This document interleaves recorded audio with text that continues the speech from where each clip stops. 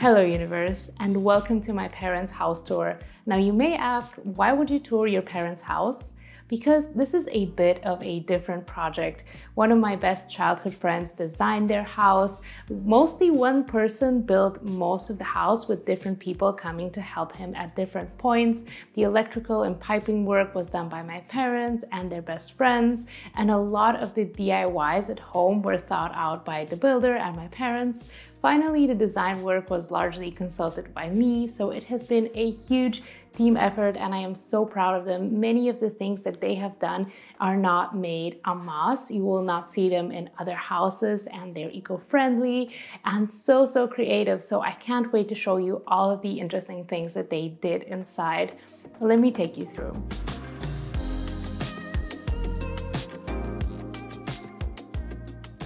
We are going to start the tour on the first floor where the living room, kitchen, bathroom, and utility rooms are situated.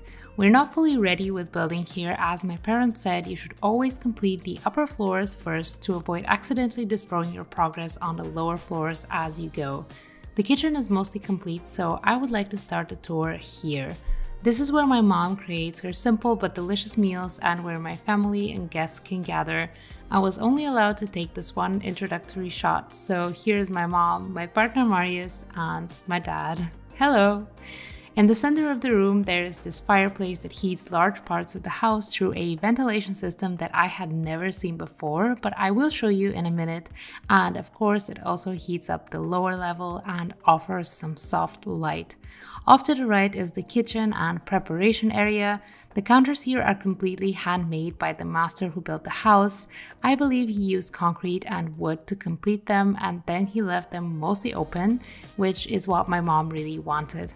To fend off any insects, she covered her supply jars with some cloth and organized her things into baskets. She's let go of a lot of things while moving, and I am really proud of that. Off to the side, two counters are covered with doors, one for the dishwasher and one for the garbage.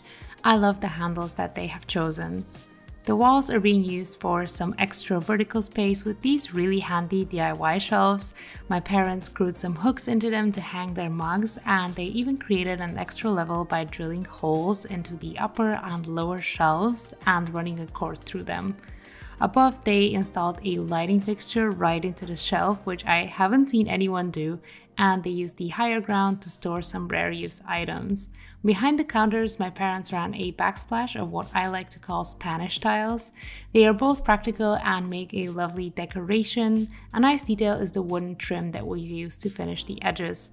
Next to that, there's this beautiful steampunk looking coffee machine, a dish dryer of wood, and some more shelving.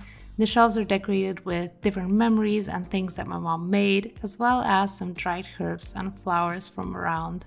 Then there is the sink and some preparation space for the food, as well as some useful tools like a toaster and a juicer.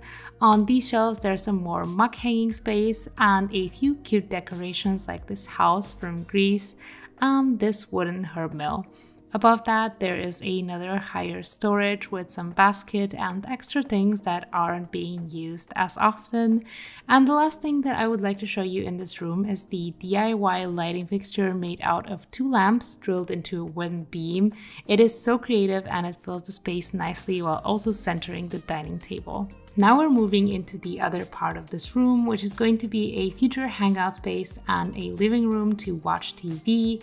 I chose these beautiful woven chandeliers for here because I like how they add to the natural finishes of the house, like the bare walls and all the exposed wood.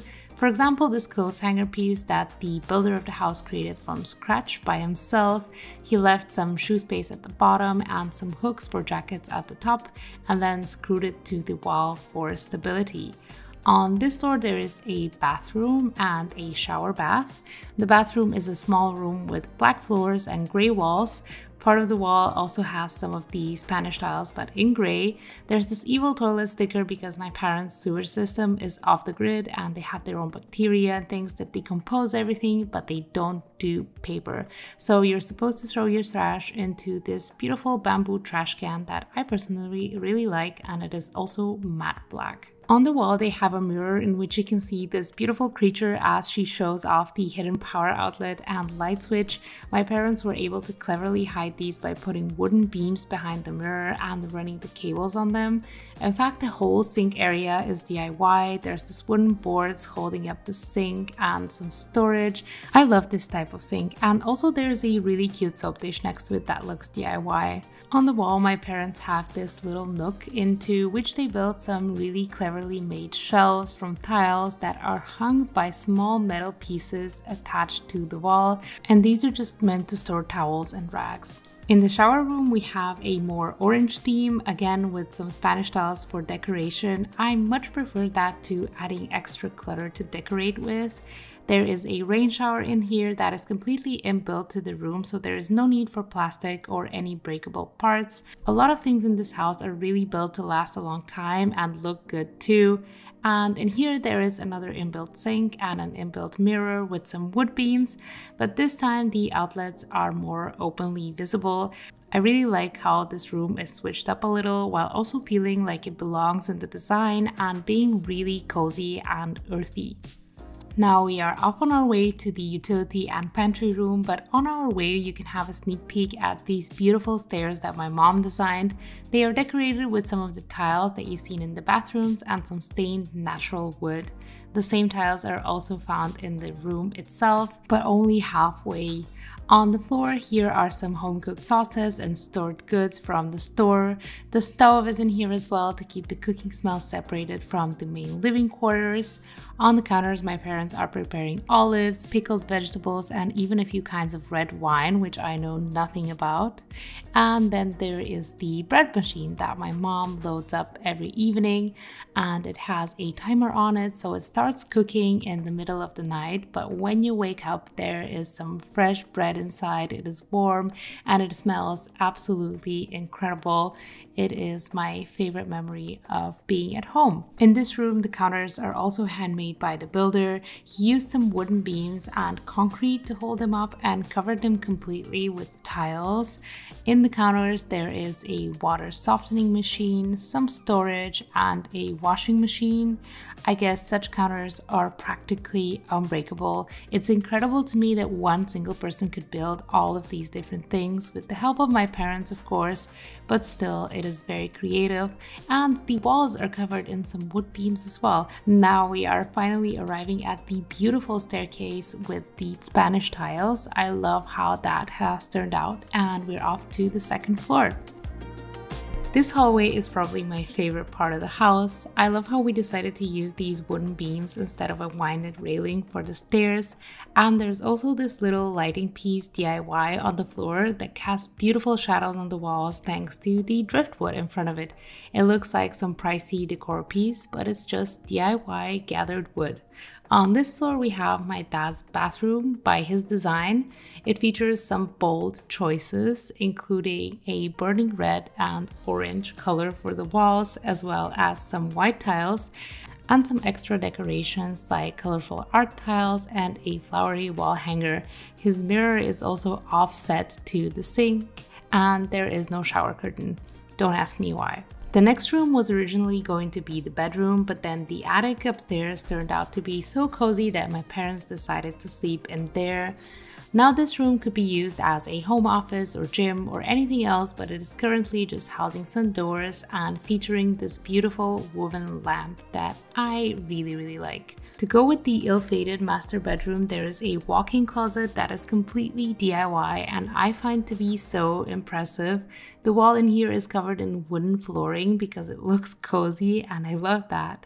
The shelves are just wooden planks that are held up by some metal beams, and on the far end wall there is a round rod carrying all of the clothes that have to be hung. All of the other storage is used with some woven baskets, and that holds absolutely everything. The other room on this floor is our room for whenever we visit, and it has access to the balcony. It currently houses a sleeping sofa, and my mom played around with the wall finishing in here to give it a swirly look and a bit of decoration. In the floor here, you can see a hole which actually leads to the fireplace below and hot air that is filtered by a very special filter comes up here and warms up the room. This is also replicated in the other room, and the fireplace that goes in the wall warms the third floor with that as well. But now let's just go and see. Welcome to the third floor, also known as the attic turned bedroom, or more precisely, studio apartment. We have a lot of things in here. For example, this built-in bookcase. To the right of it, we have a breakfast bar, which is also handmade with wood and concrete. And even the top of it is cut by hand and then stained.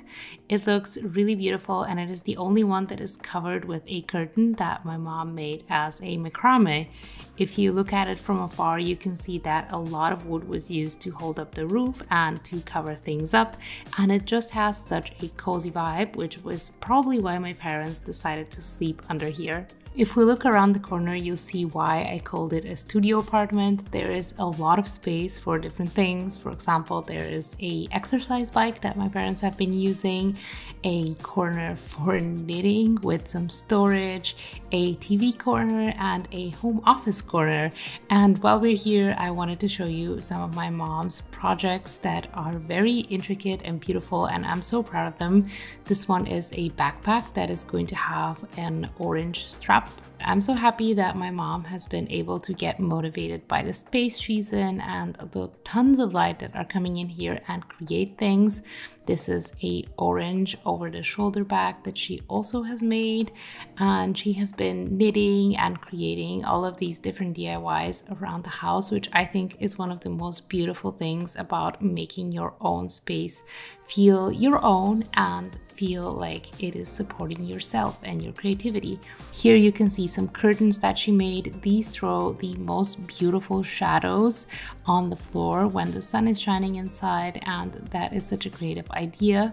Then there is the bed. It is built into the wall. It has this is a soft backing to it that has also been attached to the bed, and the lighting fixtures, so that you don't see any of their cables, are also inside of the bed frame. And if we look from this perspective, there's one last thing that I want to show you right next to the breakfast nook, and that is the reason why my parents could live here without leaving except to eat for several days. There is this tiny bathroom that also was able to be fit into the project afterwards, and it just has a toilet and a shower because the sink is in the other room. I'm not sure what the barrel is for, but I'm really impressed by the door that is cut on the top so that it fits exactly under the steep angle of the roof. And that is everything that is on the third floor. I would love to show you something on the outside or in the garden, but unfortunately, due to privacy concerns, I really can't, but I hope you enjoyed. But that concludes our tour. If you have any questions for me or my parents, just leave them down below. I'm sure they will be happy to answer. And I will see you next week. If a video is ever missing or you're just wondering what I'm up to, you can always follow me on Instagram. The link will be down below, as well as any links for anything else ever. Make sure you always check the description, and take care of yourself. See you soon.